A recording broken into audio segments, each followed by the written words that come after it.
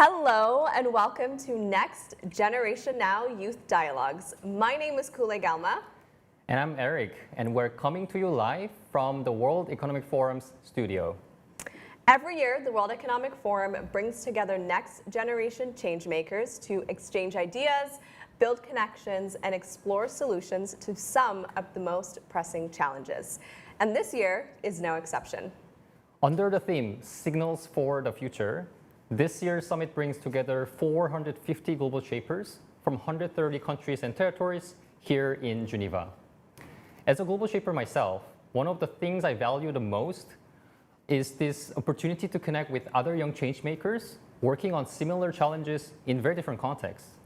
And that's exactly what this year's summit is all about. It's an opportunity to step away from your day-to-day work, learn from one another, challenge your assumptions, and explore what leadership looks like in a rapidly changing world. And it's also the purpose of this virtual program.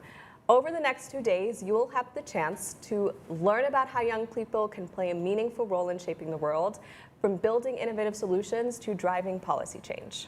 We invite you to use the comment section to tell us where you are tuning in from and share your opinions on the topics being discussed. You're also encouraged to network with each other and explore ways to collaborate. Now, to officially begin this year's virtual summit, let's invite Natalie Pierce, the head of the Global Shapers community, to share a few words on what makes this year's summit truly special. Over to you, Natalie. Thank you, Kule and Eric, and hello everyone, and welcome to Next Generation Now Youth Dialogues. It is absolutely wonderful to see so many of you joining us from across the Global Shapers community and far beyond. Whether you are here with us in Geneva tuning in or following the conversations from around the world, thank you for being part of this important moment. These dialogues take place alongside the 2026 Global Shapers Annual Summit, where this week we are celebrating 15 years of the Global Shapers community and exploring the theme Signals for the Future. Yesterday, we officially opened the summit at the World Intellectual Property Organization with more than 450 global shapers from around the world who joined also special guests, including our co-host, Darren Tang, Director General of WIPO, along with Mark Benioff, CEO of Salesforce, Alois Zwingli, President and CEO of the World Economic Forum, and Lucy Murdoch, Managing Director of Corporate Citizenship at Accenture, whose partnership makes this summit possible. Together, we explored a simple but powerful question. What are the signals shaping our future, and how do we interpret and ultimately act upon those signals? That conversation truly set the stage for our week together, and today we're taking that discussion one step further. Across these virtual dialogues, we'll explore how young people are responding to technological change, evolving economies, shifting societies, and pressing global challenges, not simply as observers, but as leaders, innovators, and community builders. Today, half the world's population is under the age of 30, yet young people remain underrepresented in the spaces where decisions about their future are being made. At a time of profound global change, it is truly a missed opportunity. For the past 15 years, global shapers have shown what is possible when young people are empowered to lead. What began as a bold idea has grown into a global community of hundreds of hubs and thousands of change makers, strengthening their communities while contributing to important global conversations.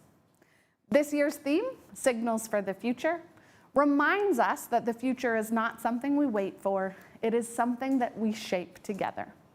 The strongest signals often begin locally, a new idea, an innovative project, or a courageous conversation. Connected through a global community, those signals can become movements that influence policies, institutions, and societies. But if we want young people to shape the future, we first need to understand what they are experiencing today. That's why those tuning in, I'd like to invite each of you to take part in our Youth Pulse survey. Youth Pulse is more than just a survey. It is an opportunity to build one of the most comprehensive pictures of young people's perspectives, priorities, and aspirations around the world. Every response to this survey strengthens our collective understanding and helps ensure that authentic youth voices inform conversations in boardrooms, governments, or international institutions. Your perspective truly matters. On its own, it's valuable, but together, our perspectives become evidence that can shape a better series of decisions and better outcomes for millions of young people around the world. Over the coming sessions, I encourage you to engage fully, ask questions, share your experiences, listen with curiosity, and build collaborations. Finally, for everyone who is serving on a curatorship team this year, we've just launched a new online course in Forum Spaces to help equip you for a successful curatorship term. I encourage you to take part. Thank you for joining us, and please enjoy today's conversations. Thank you so much for that, Natalie, and I'm very excited to learn more about the theme this year, Signals for the Future, and what she said about the future not being something we wait for, but rather something that we collectively shape together, I think really stands true. What about you, Eric? What do you think? Yeah, no, the signals sometimes happening locally and being broadcasted globally, driving conversation forward. I think that's the message that we're getting already today. Absolutely, and in case you missed our opening plenary that Natalie referred to, co-hosted by the World Intellectual Property Organization yesterday, we'd love to invite you to watch a short recap of the event in Geneva. Hello and welcome to the 15th Global Shapers Annual Summit. We truly convene in one of the world's most important cities for global dialogue and collaboration. We are going to inspire you, we are going to challenge you. The world will be shaped by young people who are willing to engage in dialogue. We have a bit of a trust challenge in the world, and if we trust each other, we can actually collaborate with each other. And to get that trust, it means that we have to do what we advocate for here at the World Economic Forum, which is a multi-stakeholder dialogue. This discussion will explore some of the forces that are reshaping society. And I look forward to hearing your views as to what we can do to support you as the next generation to help shape the world together. It's very interesting that we're talking about signals for the future, because I do think that we're in a very unstable and challenging times in the world today. Every single founder that I've worked with, we tend to prioritize the social values that come out of the company that we create. People always ask, oh, how can we govern for young people? But today, I want us to look at it from a different perspective. Not how do we govern for young people, how do we govern with young people? Because the frameworks being written now will decide whether islands like mine are at the table or far from it. I think thinking different should always be welcomed. Difference always be valid. And that's the future I want us to shape or to build. Culture, content, and traditional sources are enablers to innovation, not bottlenecks. And young people are best placed to take those risks, to guide these signals to make positive change. The signal I see is a generation ready to lead if given the space. You're bringing ideas and you're bringing signals to our platform. But on the other hand, you also have a chance to speak truth, or at least your truth, to power. Ideas that change the most don't come from the top down. They come from people who are close to the problem, who see the need firsthand, and most importantly, are motivated enough to act. The future is in very capable and very determined hands.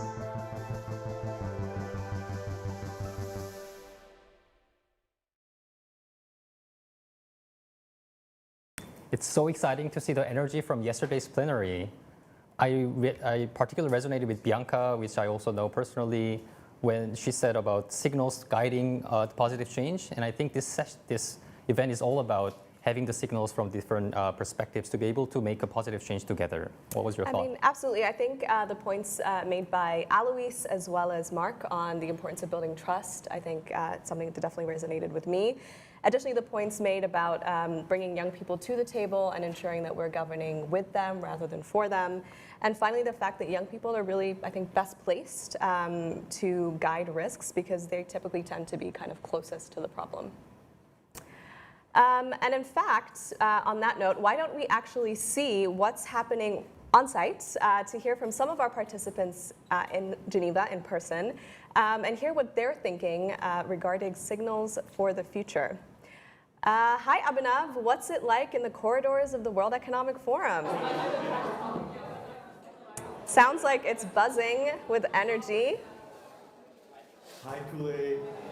Can you hear me there? Yes, we can. How's it going? Thank you, Kule and Eric. The World Economic Headquarters is buzzing with energy. We have the global shapers joining from all over the world. We just heard from a few experts and leaders on intergenerational leadership. So I've got a few shapers here with me to share their reflections on that. Where are you joining us from? Please introduce yourself. Hi, I'm Ishar. I'm from the Gurugram hub in India. And it's been a long journey here, but very grateful to be here and interact with all of you and all of the shapers. So tell me, what does intergenerational leadership mean for you in practice?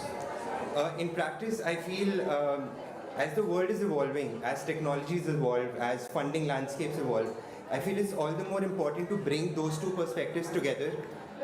We live in a time where there's so many distractions, there are so many priorities. How do we anchor our priorities around one central theme? And I think bridging that gap, that intergenerational gap that we're talking about is important in that sense. All right, thank you very much, and I hope you have a good summit over here in Geneva. Thank you. Can we have our next global shaper? Hello, where are you joining us from? I'm from Salzburg, my name's Paul, and for all of you who don't know Salzburg, it's the town of Mozart. Excellent, and can you tell us if you've ever seen intergenerational leadership work out in action successfully? Intergenerational leadership work out successfully? Yes, I could say so, especially with a project we did last year. It had to do with defense politics and disinformation, where we engaged with commissioners of the EU and other politicians, and we put out surveys and then demonstrated these findings in a panel, and we delivered some very interesting policy suggestions to those people, and I think they are currently working on it. Excellent. From the youth. Great. Global Shapers Impact really in action. Thank you very much for joining us, and have a good time over here. Thank you. Thank you. Where are you joining us from? I'm from Ukraine. And can you tell us, when you're the youngest person in the room, what really makes your voice heard? I guess bravery, this courage to ask, because when you're young, you're really unexperienced. Sometimes it's so complicated to admit that you don't know really something, and when you have this courage to ask for help, just for advice, it really gives you hope that you can change the world. Thank you very much. Where are you joining us from? I'm joining from Accra. Thank you. Welcome to Geneva. So I'm curious to hear, what do you think older leaders have a misconception about young youth leaders these days?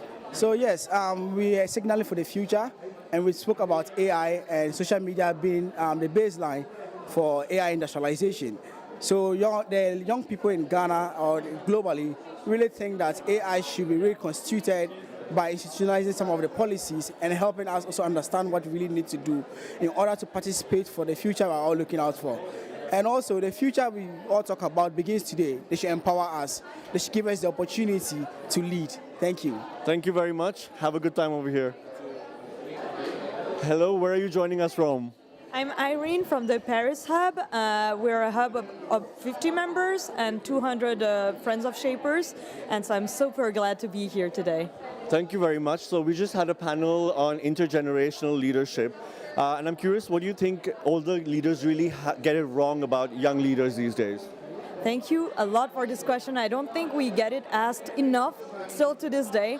I think what could be super helpful is to start moving the youth panels to convening sessions, to decision-making sessions. And it could be really great if in the governance model we had something implemented to actually make those voices heard and having an effect in the decisions afterwards. Is there a way where you will be enacting that in your hub as well? Absolutely. We're absolutely doing this in France because it's a turning point for democracy there. So we have a project about raising civic engagement in our hub to also push the youth to vote because it's the first population that doesn't vote. And so we believe we have a role to play there. Thank you very much, and hope you have a good summit here in Geneva. Who do we have next? Where are you joining us from? I am from Frankfurt Hub. My name is Mohammed, and I've been 4 years with the Global Shapers. Great, and we just had a panel on intergenerational leadership, and I'm curious to hear what does it mean to you? So for me, leadership overall, it's just the transition from awareness to the call to action. You had to let people be aware about the topic, about the subject, about the matter, and then you build the action from it, and then you try to improve people to do the call and call for it so it's actually see the impact on the world. Otherwise, it would be just a statement without an actual action to showcase it. Yes, absolutely. Thank you very much. Our next global shaper, hello, welcome to Geneva. Where are you joining us from? Karachi, Pakistan.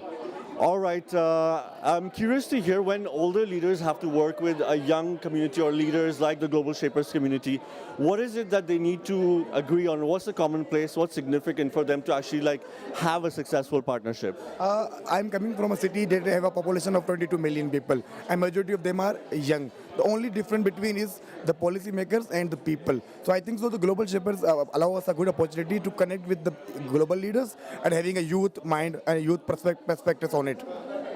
Great, thank you very much. Thank you. Thank you. Have a nice time here in Geneva.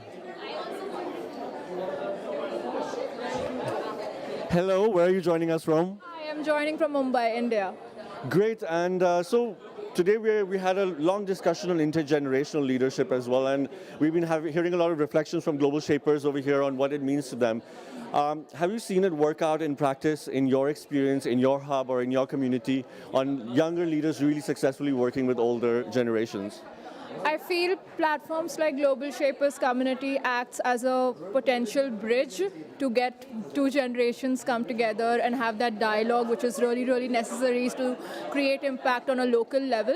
However, stakeholders like communities like Global Shapers, World Economic Forum are vital elements to keep this vehicle going, because if not for these spaces, it would be pretty difficult to get two generations who probably think from two diametrically opposite viewpoints to come together. All right, thank you very much and have a good time at the summit. And we have time for one more shaper to join us here. Hello, where are you joining us from? From Lucknow hub, Lucknow, city of Nawab, and famous for its kebab, for its cuisine, yeah. Excellent. And what's been your main reflection from your time so far at the Global Shaper Summit? Yes. So as a leadership position holder, we always have this challenge that how to keep all the shapers of our hub to be activated in the group. So it's always been coming with different strategies to keep them motivated. Just show up every month, every week, every year, come up with different projects. So this is the best reflection I have, that I come to know about different strategies to come up with how to keep them aligned at one page. Yeah. Great. Thank you so much, and I hope you have a good time in Geneva. That's all we have time for now, Kule and Eric. You can see the forum headquarters is alive with the optimism and energy of the shapers. Back to you in the studio. Thank you, Avinav. The energy is insane. I could feel the motivated shapers wanting to interview and share their ideas. It was actually very great to see that the shapers are already thinking how to apply the learnings that they're taking today back home, or even to policymakers that they've discussed. And I also resonated with Irene, who I also know personally from Paris Hub, when she mentioned the young generation also needs to encourage conversation and provide positive signals, but at the same time, the leadership, the policymakers, the other stakeholders can also provoke or ask enough questions for the young generations. So that's the message that I got. But how about you, Kule? Absolutely. I mean, I think for me, the point the shaper from the Ukraine Hub mentioned about having the bravery to ask questions, I think old and young leaders, I think that's something that they can always take. And then, of course, the future that we're searching for starts today. So I think acting in the present will help us shape the future that we want. Perfect. It's actually a very great segue to our next session on our roundtable called the Intergenerational Leadership in Action. But before we head on, we would like to remind you on the Youth Pulse survey that Natalie mentioned earlier. Please take some time to scan the QR code, which you'll be able to see on the screen, and let us know your ideas on what matters most to the young generation. Okay, I'll give you a few seconds to scan the QR code. And it seems you're ready to go to our first panel on intergenerational leadership in action. So, when we talk about the future, we often talk about young generations inheriting the consequences of today's decisions, and also older generations passing on the knowledge, experience, and leadership. But increasingly, the question is not what one generation can do for the other. The question is what generations can achieve together as collectively. Absolutely. I'm very excited for this conversation. It will be moderated by Christy Burley, a global shaper from the Washington, D.C. hub, who is currently serving as community champion for Global Shapers hubs in the U.S. Northeast subregion. She is also the global head of programs, engagement, corporate social responsibility, and sustainability at Visa. I personally was very lucky to meet Christy at the annual meeting in Davos last year, so I'm sure this conversation will be a treat. So over to you, Christy. Thank you so much, Kule. I am so excited to be here with this esteemed panel, and the energy from the Global Shapers Summit is just fantastic. So without further ado, I'm going to introduce our panelists and we can dive into discussion. We have Carsten Fink. Thank you so much for being here today. He is the chief economist at WIPO, the World Intellectual Property Organization. Before joining WIPO, he was professor of international economics at St. Gallen and held multiple positions at Sciences Po as a visiting professor and senior visiting fellow. And he's worked for over 10 years at the World Bank as well, holding multiple roles across Geneva and DC. Carsten, thank you so much for being here at the World Economic Forum and for the Global Shapers Annual Summit today. Our next panelist is Lynn Malkawi. Lynn is the founder and director of WASL for Awareness and Education. Lynn serves as a board member and treasurer at the United Nations Global Compact in the Jordan office. And she's a member of the Board of Trustees at the Jordanian Economic Forum, also a board member at Haya Cultural Center and community champion of the Levant for the Global Shapers community. And lastly, we have Sebastian Buckup. He's managing director at the World Economic Forum, leading the Center for Nature and Climate and the Forum's foundations. So the Forum has 3 foundations: the Global Shapers community, the Schwab Foundation for Social Entrepreneurship, and the Young Global Leaders community. So Sebastian has also been a member of the Executive Committee and co-head for the Center for the Fourth Industrial Revolution, overseeing multiple communities at the Forum. He's also held other positions, the ILO and UNDP. So thank you for being here, Sebastian, as well. This is a very important and timely conversation. I am personally thrilled to moderate this panel, as I have been working on intergenerational leadership and thinking about what this means both at the Forum and outside of the Forum. So I would like to open this up to all of you to ask you, what does the term intergenerational leadership mean to each of you? Carsten, if we can start with you, please. Well, first of all, thank you for allowing me to participate in this conversation, which I think is really important. What the term means, I think leadership is often seen as a one-way street, but I think it's a two-way street. I think leadership is about guiding, empowering people, but it's also about listening and learning from the younger generation. And I think in an age where technology is changing rapidly and where I think the younger generation probably has a head start on technology, I think the latter part is becoming more important, because I think it is important for the older generation to listen to what are the technologies that the younger generation is creating. Completely. Please, Lynn. When I think of the term intergenerational leadership, I think of true partnership instead of tokenization. It's a relationship that is mutual, where both parties see value in each other and work to empower each other towards positive change. Well, I agree with both perspectives of my fellow panelists. What I maybe would add is, for me, intergenerational leadership also means not only focusing on the generations that are already alive, but also focusing at generations that are far more out in the future. And for me, the other thing is really to have a leadership culture where ideas and perspectives are considered irrespective of how old or young a person is, but that ideas are considered for their merit and not for the age or the position of the person who put it forward. Completely. Thank you all for sharing. This is exactly the terms of intergenerational leadership that we want represented in this conversation. With that, Carson, I'm going to start with you. Many economies at the moment are facing a combination of rapidly aging populations and changing technologies. Darren Tang, who's the Director General of WIPO, he said in the opening plenary yesterday that it is our job collectively to help young people innovate and also use the IP system, which is where your vantage point at WIPO comes in. Can you just speak to why intergenerational collaboration is becoming more of an economic imperative and how exactly you're approaching this at WIPO? I think you already answered the question. I think the economic imperative is quite clear. I think the demographic changes, make intergenerational collaboration more important. And I also think the aspect of technological change that I already mentioned, I think is quite important.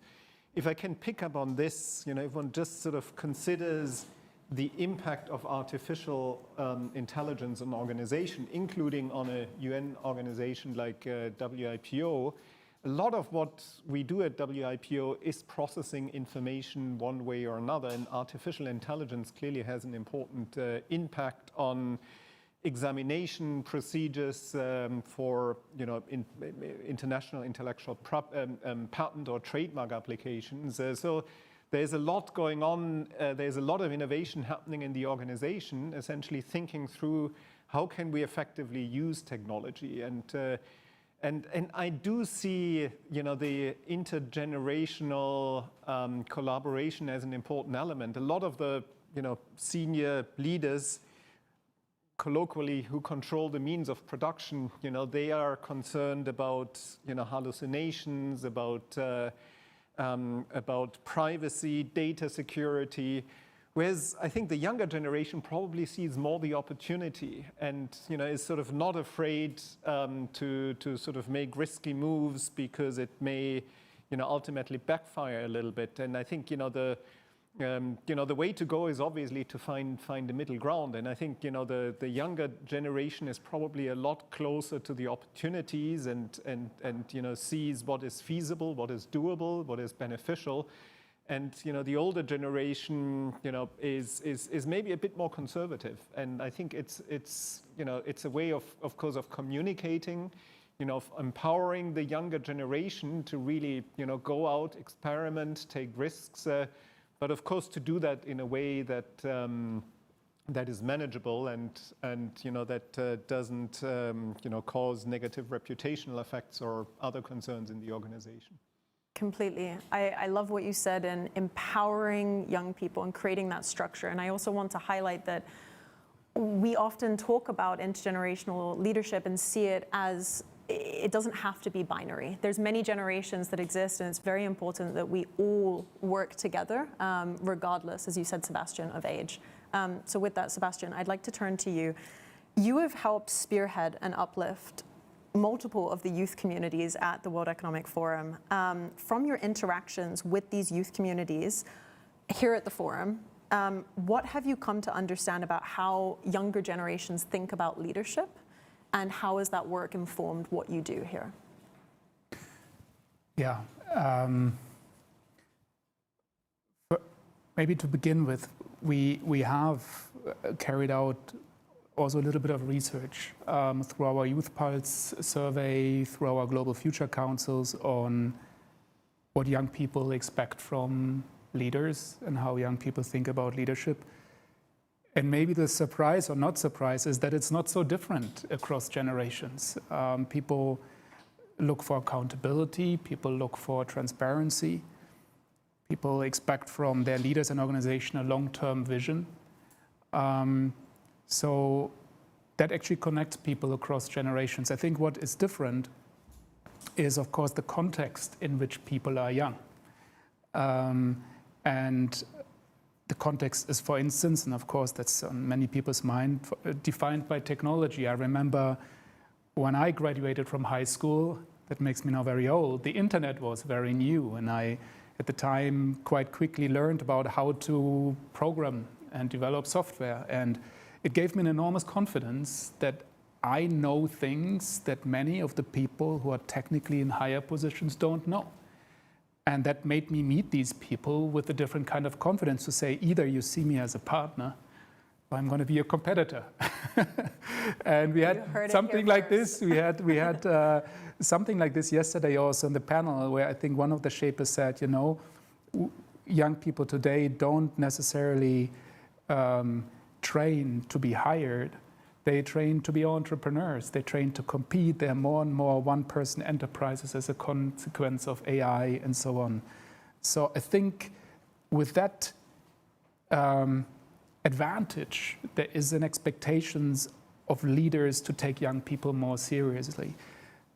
But there's also a flip side that we are seeing that also comes from technology, that there is a lot of uncertainty around what does technology mean, for instance, for entry-level jobs in corporations. We have just been in a great discussion with shapers in China last week, where the group was really divided. Some were really worried about the breaking away of these more basic entry-level jobs in corporations, say, well, these entry-level jobs, they seem mundane, but this is how we trained to be ready for higher level jobs, whereas others said, well, don't think about it this way. Finally, we take away the BS jobs and we can go quickly to more meaningful things.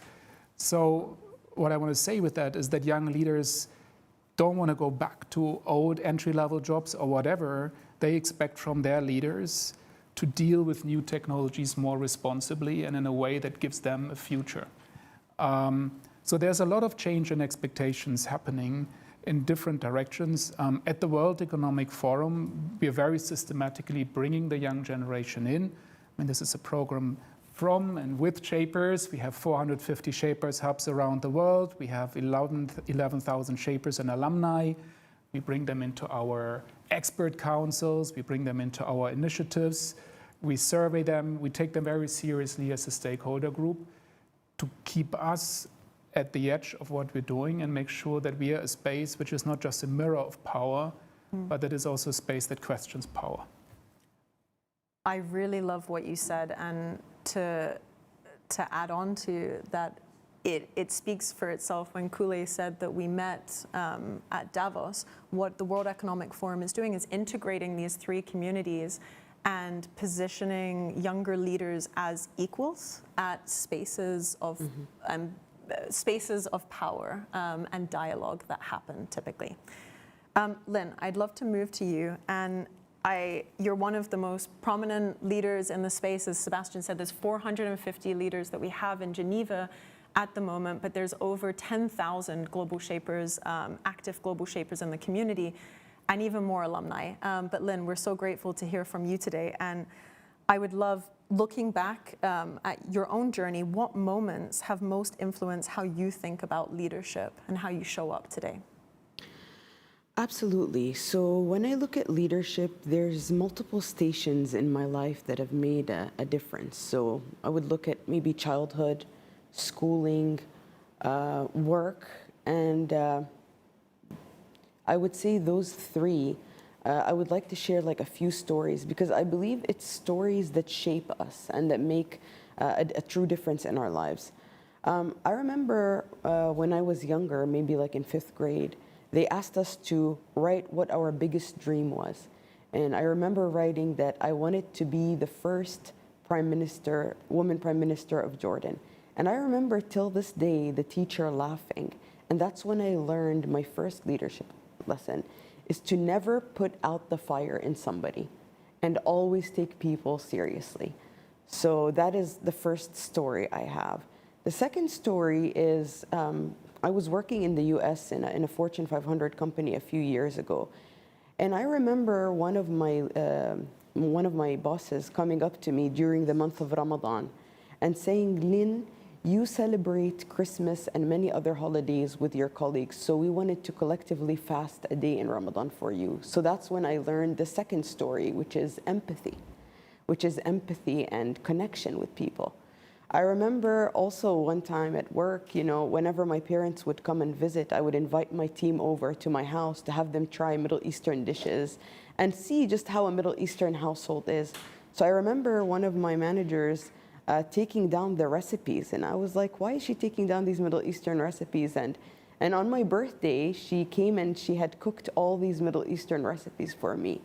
So I believe that true leadership starts with empathy, starts with care, with being genuine, and with wanting to make a true positive difference with somebody through that. So it's stories like this that shape my leadership style.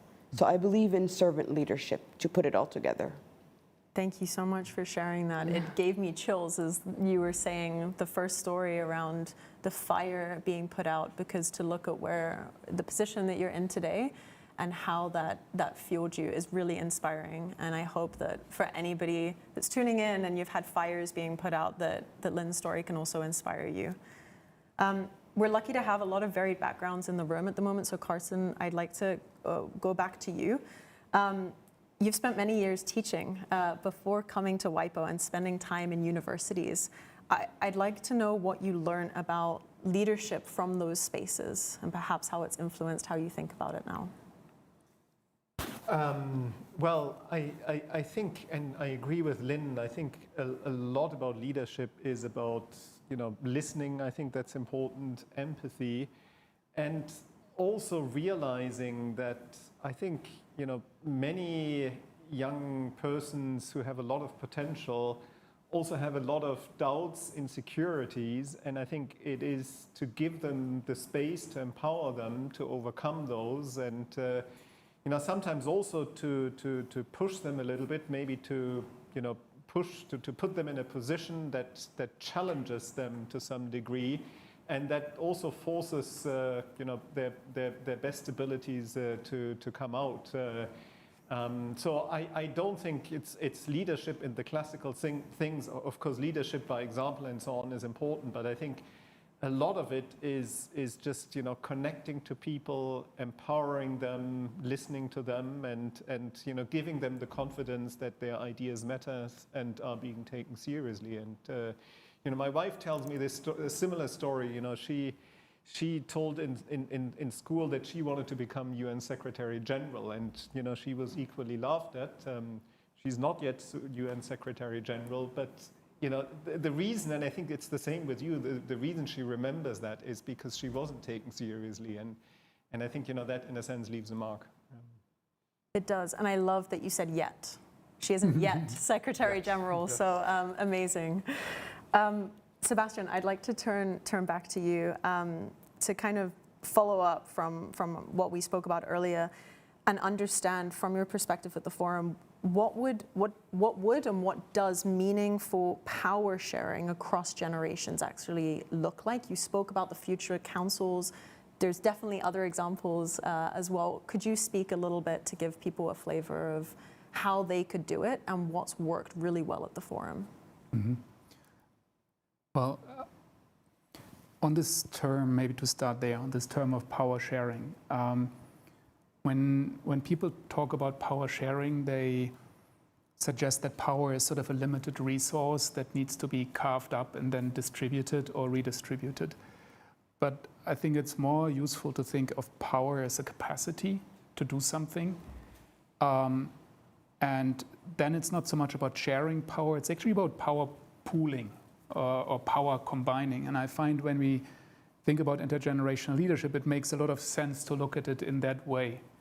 because then you come to different answers. Then you don't just come to the question of, okay, how can this person have less influence and this person more? You're actually looking at it as like, oh, this person has something to say and that person has something to say. How can we combine these two perspectives now? And yesterday, two terms stood out in the panel that we had for the opening: trust and accountability or responsibility. So to operationalize this idea of power pooling, I think you need the two things. You need to have a culture of trust, because that culture creates the psychological safety for people to actually voice ideas, even if they're unpopular, share insights that no one might want to hear, share perspectives that are new. And you can do that, of course, through various things. You can also do things like reverse mentoring, etc. The other side of it is, of course, accountability. It is oftentimes that organizations don't get stuck when it comes to innovation because there are no good ideas. It is because there are no ways for ideas to bubble up. They get somewhere stuck in the organization, right? So you do need to have a distribution of ownership, not just a distribution of tasks in an organization, for ideas to flourish and not to just emerge, but then also translate and ultimately transform the organization. So trust and accountability, I think, are two important factors to achieve that kind of power pooling. Again, we are trying to do that by not only having young people be addendums and advisory groups, but by planting them right where the conversations happen.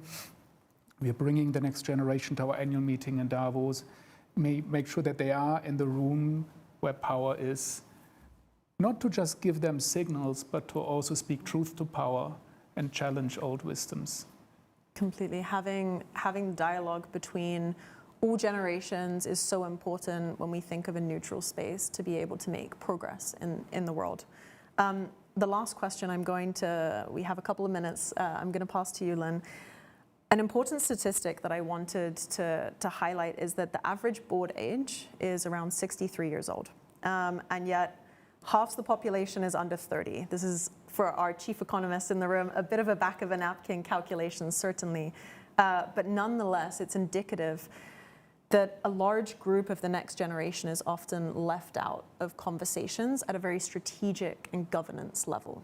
So, Lynn, given this backdrop, I'd like to turn to you and ask, what are the biggest barriers that are preventing young people from moving from participation to influence in this space? So I've seen, I can attest to this, a big difference in Jordan over the past 3-4 years in young people joining decision-making positions and joining boards. And even one of our prime ministers was 35 years old in the last in this current group of ministers. So I believe that a lot of the times you just have to believe in yourself, and if you know how to showcase your value properly, and that's what I need to showcase your value properly, you will get these positions. Because youth, I've seen youth speak in Davos, I've seen youth speak in multiple panels. I've worked with some incredible youth that have a lot of value, but the issue is in showcasing the value that they have. If you can showcase your value properly, people are going to want you on board. They're not going to care what your gender is, what your sexual orientation is. They're not going to care where you're from. But you just have to learn to showcase your value, and you do have it, and believe in yourself. Also, one thing I would like to point out that I like that the forum does is that they don't call us young global shapers. They call us global shapers. When we go to Davos, they don't create youth panels. They insert us into existing panels. And this is how you change the dynamic and you change the conversation from youth being tokenized to youth being actual participants. So I think they have to stop generally siloing youth as a separate thing, like this is a youth panel, a youth advisory board, and just include it. And when they do, youth are stepping up, they are speaking, they are having their voices heard, and it's great, I think. I could not agree more. So we're going to wrap up today's panel. I would like to reflect a couple of sound bites that I've heard, which is that power sharing across generations is not a limited resource, and it's actually the capacity to do something. that we need to demonstrate our value in terms of the young leaders and have that be supported from other generations in the room as well. And that true leadership is empathy, it's curiosity, it's confidence, and it's also supporting one another as equals. So thank you so much for joining us today. I hope this is not the last conversation, as I'm sure it will not be. Thank you so much. Fantastic. Welcome back. I think that was a very fascinating discussion. Hearing from Carson that leadership really should be a two-way street. And it's, on the one hand about guiding and mentoring, but on the other hand, really about listening to the younger generation. I really loved Lynn's point about intergenerational leadership being about true partnership rather than just tokenization. And finally, from Seb, we heard the importance of building a leadership culture where people have the psychological safety to kind of share their ideas and insights. And really only then we can move young people from being kind of addendums and add-ons to really true players at the table. What did you think? Yes, I would like to add a technology aspect towards it. When Seb was mentioning technology plays kind of double-edged sword, where on one hand, new generations with technology, new access to artificial intelligence. I even remember, for example, Jensen Huang saying in his one of his visits to Korea, when he was graduating university, it was also first era of computers. And now he's seeing its era of AI. So young generation have the power to be able to shape the future with the power of AI. But at the same time, you're also seeing different effects that AI or different emerging technologies is having on entry-level jobs. So having an organization or stakeholder as a whole to be able to responsibly adopt technology will be also a key issue going forward, and one of the signals that we, as a collective, young generations, can put forward to. So that's something that I resonated with. Absolutely. And I think overall for me, what stands out is ultimately that this notion of intergenerational leadership is really about inclusion and not simply having young people present in the room. It's about having the opportunity to contribute really meaningfully once you're there. Yes, very well said. And that's really something that I echo frequently. And also when Lynn was mentioning kind of youth not being treated separately, but as a whole together with different stakeholders. And she mentioned Davos is one of a great example, really plugging in shapers to different discussions that's happening underground or the decisions are taking place. The core message that I really got was that we can only tackle these challenges together as a collective community. Absolutely. And while we heard from young leaders and experts here today, I'd also love to hear from young global leaders at the annual summit. Should we check back in with Abhinav? Yes, let's go. Abhinav, can you hear us? Thank you, Eric and Kule. That was really an inspiring session. I think the global shapers over here were tuning in and they're very inspired as well. I've got a few shapers with me right now as well to share their reflections from the session, but also beyond on how they see themselves leading some action locally in their hubs as well. I have the first shaper here with us. Welcome to Geneva. Where are you joining us from? Hi, soy Stephanie Noemi, soy del Hub de Lima, Perú. Y bueno, estoy muy contenta de poder estar acá y acerca del tema que estamos tratando. Creo que una de las cosas más importantes es que nosotros hablemos sobre el clima, hablemos sobre el medio ambiente, aprovechemos los espacios que tenemos para poner sobre la mesa temas importantes porque es la única manera en la que podemos luego tener acciones. Thank you very much. Thank you for joining us and hope you have a good time here in Geneva. Thank you. Can we have, yes. Welcome to Geneva. Where are you joining us from? My name is Hudan Awami. I am from Benghazi Hub, Libya. And what do you think global shaper hubs can do locally in their communities to actually drive action, whether it's related to climate or leading in that space? Absolutely. So when it's come to climate change in Libya, it's not a secret anymore that we are in the front line when facing the water security, actually the weather extreme changes. It's not secret anymore.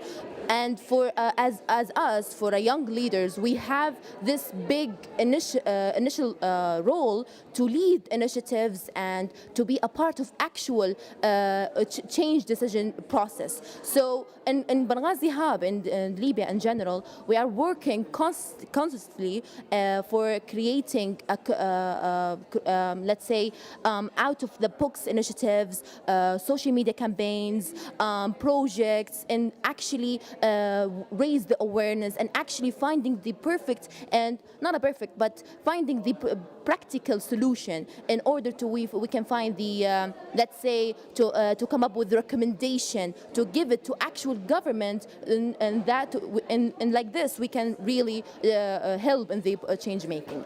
Thank you very much, and I hope you can share your learnings with other shapers here as well.